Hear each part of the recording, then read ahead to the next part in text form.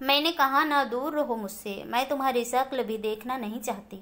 ये एक दिन की बात नहीं थी, ऐसा हमारी शादी के बाद से ही हो रहा है।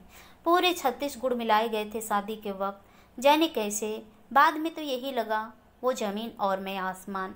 मैं खुले हाथ खर्च करने वाला, अगर कोई आकर ज़रूरत बताकर कुछ मांग ले तो मैं कभी मना नहीं कर पाता, और वो दांतों से रुपये पकड़ने वाली। 1 रुपया इधर उधर हो जाए तो दिन भर हिसाब करने लगती। मैं अस्त व्यस्त घर को अपना आराम गृह मानने वाला, वहाँ अपनी मर्जी से कैसे भी रहने वाला, और वो घर को हमेशा 100 पीस की तरह सजा कर रखने वाली। अक्सर हम टकराते थे, ये जूते ऐसे कैसे फेंक दिए, ये टॉवल इस्तेमाल कर फिर अच्छे से क्यों नहीं लटकाते जैसे पहले से रहता है, गीले पैरों से फर्श गीला क्यों किया, और भी अनगिनत शिकायतें रहती थी उसे मुझसे। आज तक कभी मेरी तारीफ के एक शब्द निकले नहीं मुँह से। हाँ, ये जरूर कहती रहती थी, किस्मत फूटी थी मेरी जो यहाँ आ गई। उसे खुश करने के लिए बहुत कुछ करता था मैं। पहली तारीख को उसके लिए साड़ी लेकर आया था, देखते ही बोले, हद होती है फिजूल खर्ची की। अभी तो दुर्गा पूजा में ही नए कपड़े लिए थे ना। मुझे लगा था मेरे कम वेतन के कारण बेचारी आज तक कोई गहना नहीं ले पाती। थोड़े थोड़े पैसे जोड़कर उसके लिए एक अंगूठी ली, बहुत खुशी से घर पहुंचा और उसके पास जाकर बोला था, अपनी आंखें बंद करो, तुम्हारे लिए कुछ है मेरे पास। उसने आंखें बंद की तो उसकी उंगली में डाल दी, देखते ही बोली थी, माँ 15 दिन से बीमार है, मैं ये सोचकर उनसे मिलने भी नहीं जाती कि पैसे खर्च कर दी तो महीना कैसे चलेगा। बेटी की फीस कहाँ से लाऊंगी, और तुम मुझसे पैसे छुपाते हो। मेरा इश्क हवा बनकर उड़ गया और मैंने सोच लिया, अब इसके लिए कभी कुछ नहीं लाऊंगा। बस यही नहीं, मैंने भी ये मान लिया कि मेरी किस्मत फूटी थी जो ऐसे नीरस बीबी मिली है। प्यार के एक बोल नहीं, इसे बस मुझ में कमियां ही कमियां नजर आती है। उसका स्वभाव समझ नहीं आता था। मुझे सुबह उठने से लेकर मेरे सोने तक मेरी एक एक ज़रूरत का ख्याल रखती। मेरी पसंद का भी खाना बनता था मेरे घर में। उसकी पसंद क्या है ये तो मुझे आज तक ज्ञात नहीं, पर क्या ज़िंदगी भौतिक ज़रूरतों से ही कट जाती है क्या? भावनात्मक कोई जिम्मेदारी नहीं। ठीक है, अगर तुम पैसे बचाकर घर को सजा धजा कर और मुझे अनुशासन में रखकर ही खुश रह सकती हो तो यही सही। मैं सुबह जल्दी घर से निकल जाता, दोपहर को भी ऑफिस कैंटीन में कुछ खा लेता और रात को देर से लौटने लगा, ये सोचकर कि शायद उसे मेरी कमी महसूस हो, वो मुझसे मेरे देर से आने का कारण पूछे। पर ऐसा कुछ भी नहीं हुआ। वो तो आज भी मेरे मौजों के गंध से परेशान थी।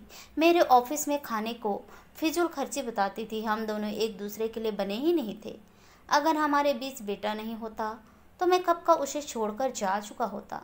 धीरे धीरे उसे बदलने की कोशिश कम हो गई। मैंने मान लिया ये मेरी बदरंग जिंदगी ऐसे ही कटेगी। एक दिन दोपहर को कैंटीन में बैठा सैंडविच खा रहा था, तभी अनीता मेरे पास आई। क्या मैं यहाँ बैठ सकती हूँ, उसने पूछा। अरे बिल्कुल, ये कैंटीन सबके लिए है, मैंने कहा। आपका घर यहाँ पास ही है ना, वो बोली। अभी 3 महीने ही हुए थे उसे इस ऑफिस में आए और मेरे बारे में इतना जानती है। मैं भीतर से खुश हुआ। हाँ, पास ही है, मैं बोला। फिर भी घर नहीं जाते खाने? क्यों, वाइफ कहीं बाहर गई है क्या? बस समय बचा लेता हूँ, मैं बोला। हमने साथ साथ कॉफ़ी पी। उस दिन के बाद अक्सर हमारी बातें होने लगी थी। पारिवारिक जिम्मेदारी उठाते उठाते वो 35 की हो गई थी। अपना घर नहीं बसा पाई थी और अब बसाना भी नहीं चाहती थी। उसके इतने दिन थे यहाँ आए, पर मेरा ध्यान कभी नहीं गया था उस पर। अब जब रोज़ रोज़ बातें होने लगी तो मैं उसके बारे में सोचने लगा। वो घर से अपना टिफ़िन लेकर आती थी। अब जिद करके मुझे कैंटीन का खाने नहीं देती। वो कहती, मैं तुम्हारे लिए भी लेकर आई हूँ। मैं सोचता, इतनी मेहरबानी क्यों मुझ पर हो, और किसी के साथ तो कभी इतना घुलती मिलती नहीं। एक दिन बोली, जानते हो, मेरा कोई मित्र नहीं, ना ही कोई पुरुष, ना कोई स्त्री।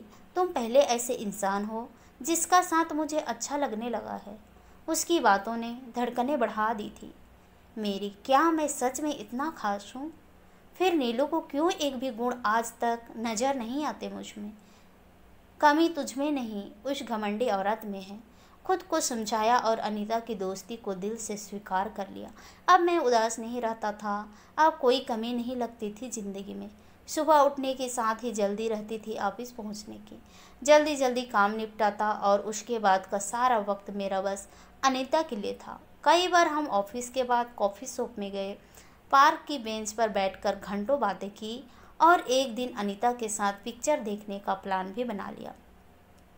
रविवार का दिन था। मैं ऑफिस का ज़रूरी काम है बोलकर घर से निकल रहा था। रविवार को भी अब ऑफिस पूरा दिन बिताकर भी पेट नहीं भरता क्या? नीलू बोली थी। पहली बार उसका ये ताना मुझे अच्छा लगा था। ऐसा लगा वो मेरे साथ रहना चाहती है। एक बार तो ऐसा भी मन किया कि ना जाऊं, पर अनीता के साथ वक्त बिताने की मेरी चाह को नीलू का ये नया बदलाव रोक नहीं पाया और मैं चला गया। हमने साथ साथ पिक्चर देखी। बीच में एक बहुत ही भावुक सीन था। अनीता ने मेरा हाथ पकड़ लिया। एक तो ये रोमांटिक फिल्म और दूसरा पहली बार किसी नारी ने इतने प्रेम से मेरा हाथ पकड़ा था। मैं तो भाव विभोर था। उन पलों में एक बार भी मुझे नीलू का ख्याल नहीं आया। फिल्म देखने के बाद साथ खाना खाया। फिर पार्क के कोने वाले बेंच पर उसका हाथ थामे बैठा था। उसने अपना सिर मेरे कंधे में रख दिया। रात को जहाँ मैं मुंह लटकाए घर आता था वहीं मैं गुनगुना रहा था। नीलू ने भी मुझे एक बार भी किसी काम के लिए नहीं टोका। रात को बड़े कोमल स्वर में मुझसे बोली, ऑफिस में आजकल बहुत काम होता है क्या?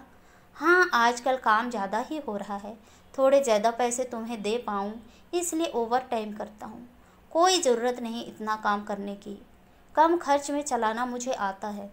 कल से 5 बजे ही ऑफिस से निकल जाना। मैंने कहा, देखता हूँ, अभी बहुत काम ले लिया है सिर पर, जिसको ख़त्म करना भी ज़रूरी है। वो मुझसे लिपट कर सो गई। मैं रात भर सोचता रहा, ये अच्छी है या बुरी? जब मैं इसके साथ वक्त बिताना चाहता था तो इसके मुंह से 2 मीठे बोल के लिए तरस गया, और आज ये खुद, कहीं इसे मुझ पर शक तो नहीं? मैं डर कर काँप उठा। क्या होगा अगर इसे पता चल गया मेरे और अनीता के रिश्ते के बारे में? ये तो घर से ऑफिस तक मुझे बदनाम कर देगी। इसके गुस्से का कोई भरोसा नहीं, कहीं सबके सामने हाथ न उठा दे। फिर क्या इज्जत रह जाएगी मेरी? तो कहीं मुंह दिखाने के लायक नहीं रह पाऊंगा। मैं सोचकर ही कि इतना डर गया कि वो मुझे बगल में लिपटी नागिन लगने लगी, जो किसी भी पल मुझे डस सकती थी। मैंने डर कर उसे दूर किया और दूसरी ओर मुंह करके सो गया। दूसरे दिन जब अनीता मुझे मिली तो बहुत उदास थी। मैंने पूछा तो कहने लगी, कब तक किराए के घर में रहूँगी? एक ज़मीन देखी है 7 लाख की। मेरे पास कुल मिलाकर 2 लाख ही है। अगर बाकी तुम मदद कर देते तो? ज़मीन के साथ साथ मैं भी तो तुम्हारे ही रहूँगी ना।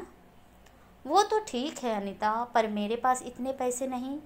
20,000 की नौकरी में तुम तो समझ ही सकती हो घर कैसे चलता होगा इस शहर में।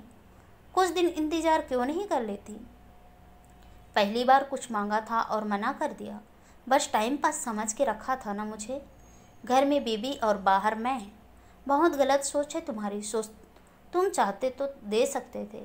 जानती हूँ गांव में बहुत ज़मीन है तुम्हारी। हाँ है, पर वो नीलू कभी मुझे बेचने ना देगी।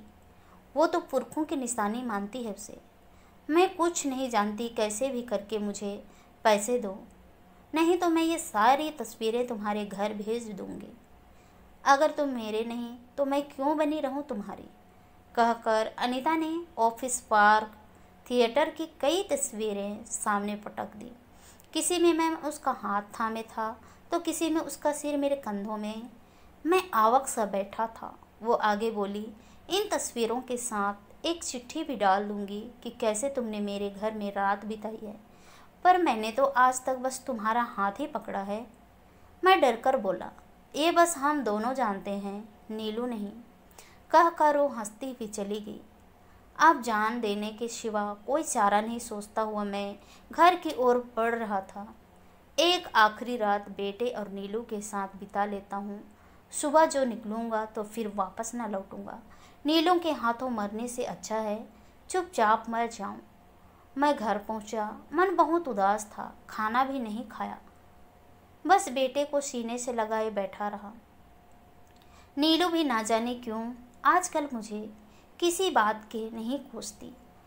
आज ऐसा लग रहा था वो मुझे खूब खरी खोटी सुनाए, चाहे तो मुझे दरवाज़ा बंद करके खूब पीटे।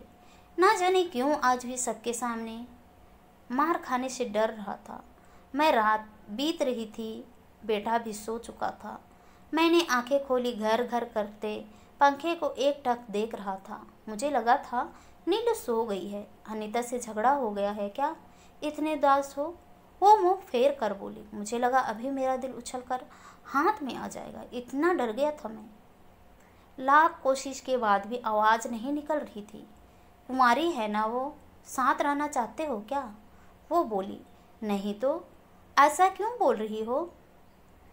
मैंने मरी हुई आवाज़ में पूछा। तुम्हें ऐसे नहीं देख सकती मैं। तुम्हारी खुशी के लिए तुम्हें छोड़ भी सकती हूँ। इतना डरने की ज़रूरत ना है मुझसे। खा नहीं जाऊँगी। अगर इतना प्यार करती हो तो कभी दिखाया क्यों नहीं? क्यों कभी मेरी भावनाओं की कदर नहीं करती? तुम्हें पता है कितना दुखी रहता था मैं। आज जो भी हुआ उसकी जिम्मेदार तुम हो। मैंने तो सदा तुम्हें खुश रखने की कोशिश ही की है। मैं रोते रोते बोला। मैं चाहता था उसे मुझ पर दया आ जाए। जानती हूँ सारी गलती मेरी ही है। उसने आसानी से मान लिया। बचपन से सदा अपने पिता को माँ को दबाते हुए ही देखा था। उनकी हर छोटी से छोटी गलती पर वो उन्हें मारते पीटते थे। माँ हमेशा डरी सहमी रहती थी। मैं माँ पर गुस्सा करती। तुम चुपचाप क्यों सहती हो? तो कहती पहली बार ही गलती कर दी थी जो इन्हें रोका नहीं था, नहीं तो आज ये मेरे साथ ऐसा कभी नहीं करते। मैंने सोच लिया था जो मेरे घर में होता था वो अपने घर में नहीं होने दूंगी। इसलिए बहुत प्यार करते हुए भी कभी जताया नहीं तुम्हें। पर जब तक मुझे मेरी गलती समझ आई तुम दूर जा चुके थे। मैं बेटे को लेकर पार्क गई थी। वहाँ देखा तो उसे तुम्हारे कंधे पर सिर रखे बैठी थी। बाद में पता की तो पता चला तुम्हारे ऑफिस में ही काम करती है।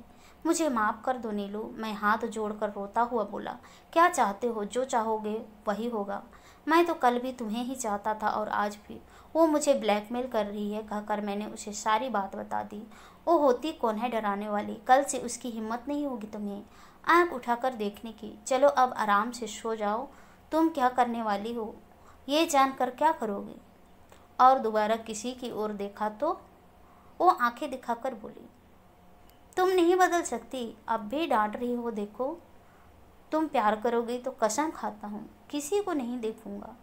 कल घर में रहकर बेटे का ख्याल रखना। मुझे कहीं जाना है कहकर उसने मुझे गले से लगा लिया। आज उसकी बाहों से ज़्यादा सुकून मुझे जन्नत मिल जाने से भी नहीं मिलते।